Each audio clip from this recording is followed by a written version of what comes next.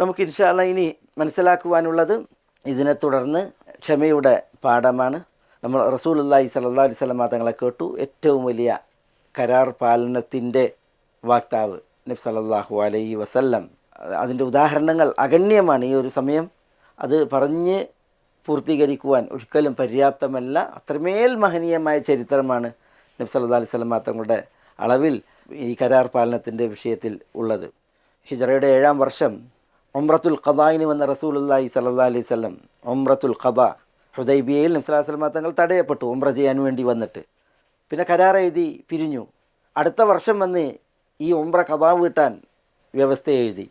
അതുപ്രകാരം അടുത്ത വർഷം വന്നപ്പോൾ നിരായുധരായിട്ട് വരണം, ഉംറ വേഷത്തിൽ വരണം, 3 ദിവസം മാത്രമാണ് തങ്ങേണ്ടത് ഉംറത്തുൽ ഖദായിൽ മക്കയിൽ. നബി സല്ലല്ലാഹു അലൈഹി വസല്ലം തങ്ങളുടെ നാടാണ്. എന്നിട്ടും 3 ദിവസം അവർ കാലപരിധി നിശ്ചയിച്ചു. നിരായുധരായിട്ട് വരണം, ഉംറ വേഷത്തിൽ വരണം, യുദ്ധവേഷം പാടുള്ളതല്ല എന്നൊക്കെ അതൊക്കെ പാലിച്ചാൻ നബി സല്ലല്ലാഹു അലൈഹി വസല്ലം തങ്ങൾ വന്നത്. 3 ദിവസം പൂർത്തിയാകുമ്പോഴത്തേക്ക് അവർ പറയുകയാണ്, 3 ദിവസമായി നബി സല്ലല്ലാഹു അലൈഹി വസല്ലം തങ്ങളോട് പോകാൻ പറയുകയാണ് വിശ്വാസികളെയും കൂട്ടി മക്കയിൽ നിന്ന്. നബി സല്ലല്ലാഹു അലൈഹി വസല്ലം തങ്ങൾ ആ വാക്കുകളൊക്കെ പാലിച്ച് ഉംറത്തുൽ ഖദാ നിർവഹിച്ച് പിരിഞ്ഞുപോയ ചരിത്രം. ആയുധങ്ങൾ കൊണ്ടുവന്നിരുന്നു മദീനയിൽ നിന്ന് വന്നപ്പോൾ. പക്ഷേ മക്കയിലേക്ക് വരുന്നതിന് മുമ്പ് ആയുധങ്ങളൊക്കെ മാറ്റിവെച്ച് നിരായുധനായി ഉംറ വേഷത്തിൽ നബി സല്ലല്ലാഹു അലൈഹി വസല്ലം തങ്ങൾ മക്കയിലേക്ക് പ്രവേശിച്ചൊക്കെ ചരിത്രം.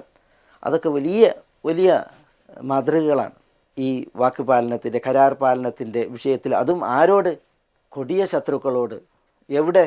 സാങ്കേതിക ഭാഷയിൽ പറഞ്ഞാൽ ദാറുൽ ഹർബിൽ, യുദ്ധം മുസ്ലിമീങ്ങൾക്കെതിരിൽ നിലനിൽക്കുന്ന ശത്രുവിൻ്റെ നാട്ടിൽ.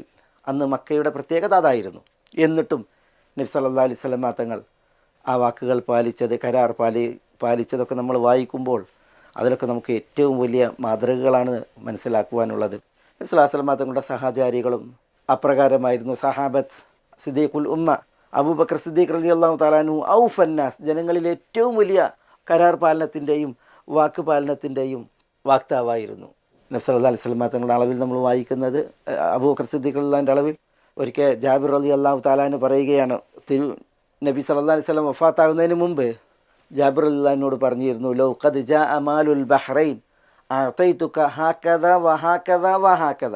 നബി സല്ലല്ലാഹു അലൈഹി വസല്ലം തങ്ങൾ 2 കഫുകൾ, 2 മുൻകൈകൾ ഇങ്ങനെ ചേർത്ത് പിടിച്ച് ജാബിറിനോട് പറഞ്ഞിരുന്നു, ബഹ്റൈനിലെ സ്വത്തുക്കൾ വന്നാൽ ഞാൻ നിങ്ങൾക്ക് ഇപ്രകാരം തരും. 3 കഫ് ഇങ്ങനെ അളന്ന് കാണിച്ചു എന്നാണ്. നബി സല്ലല്ലാഹു അലൈഹി വസല്ലം തങ്ങൾക്ക് അത് പൂർത്തീകരിക്കാൻ പറ്റിയില്ല. അതിനു മുമ്പ് തിരുദൂതർ വഫാത്തായി. ബഹ്റൈനിലെ സ്വത്തുക്കൾ വരുന്നതിന് മുമ്പ് അബൂബക്കർ സിദ്ദീഖ് റളിയല്ലാഹു അൻഹു ഖലീഫയായിരിക്കുകയാണ് ആ സ്വത്തുക്കൾ വന്നത്.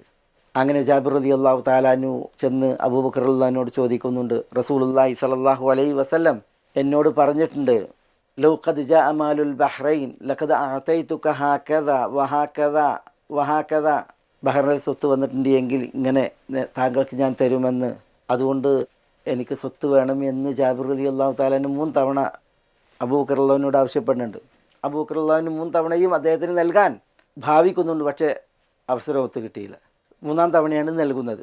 നബി സല്ലല്ലാഹു അലൈഹി വസല്ലം തങ്ങൾ എങ്ങനെയാണ് കാണിച്ചത്? അങ്ങനെ 2 കൈയും കൂട്ടി വാരാൻ ജാബിറിനോട് അബൂബക്കർ റളിയല്ലാഹു അൻഹു കൽപ്പിച്ചു എന്നാണ്. അങ്ങനെ അബൂബക്കർ റളിയല്ലാഹു അൻഹു കൽപ്പിച്ചതനുസരിച്ച് ജാബിർ 2 കൈയും കൂട്ടി വാരി ഒരു കോരൽ. ആ കോരിയത് എണ്ണാൻ പറഞ്ഞ് അത് 500 ദിർഹമായിരുന്നു എന്നാണ്. 500 ദിർഹം. അപ്പോൾ അബൂബക്കർ റളിയല്ലാഹു തആല അൻഹു അദ്ദേഹത്തിന് 1500 ദിർഹം നൽകിയെന്നാണ്. കാരണം 3 കോരൽ. അങ്ങനെ അദ്ദേഹം അതിൻ്റെ അളവ് കണക്കാക്കി അദ്ദേഹത്തിന് നൽകി എന്നാണ്.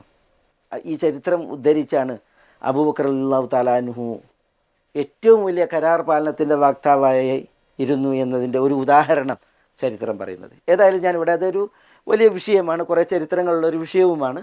പക്ഷേ നമുക്കൊക്കെ ഈ വാക്ക് പാലനം അതിൽ ഒരു മാതൃകയാകാൻ ഒരു ഉദാഹരണം ഇവിടെ സഹാബികളിൽ നിന്നുള്ളത് ഉദ്ധരിച്ചു എന്ന് മാത്രം.